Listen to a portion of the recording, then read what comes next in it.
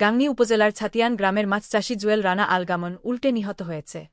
মেহেরপুর কুষ্টিয়া আঞ্চলিক মহাসড়কে স্যালোইঞ্জিন চালিত অবৈধ যান আলগামন উল্টে জুয়েল রানা নামের এক মাছচাষী নিহত হয়েছেন।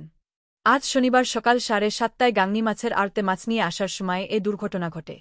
নিহত জুয়েল রানা গাংনী উপজেলার ছাতিয়ান গ্রামের মিনহাজ উদ্দিনের ছেলে। স্থানীয়রা জানান, সকালে স্যালোইঞ্জিন চালিত অবৈধ যান আলগামনে মাছ নিয়ে গাংনী মাছের আড়তের উদ্দেশ্যে রওনা দেন জুয়েল রানা।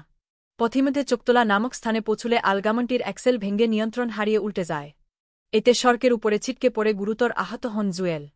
স্থানীয়রা তাকে উদ্ধার করে গাংনী উপজেলা স্বাস্থ্য কমপ্লেক্সে প্রেরণ করলে চিকিৎসকরা তাকে মৃত ঘোষণা করেন। তবে এ ঘটনায় অক্ষত রয়েছেন আলগামনের চালক।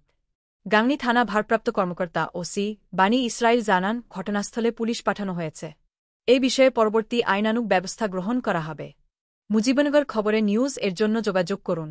আশফারুল হাসান সুমন, উপদেষ্টা সম্পাদক, মোবাইল 0172222266006। শাহেদুজ্জামান রিপন, যুগ্মবার্তা সম্পাদক, মোবাইল 0172300043000। অধ্যক্ষ মহসিন আলী আঙ্গুর, সম্পাদক ও প্রকাশক, মুজিবনগর খবর.com, মেহেরপুর।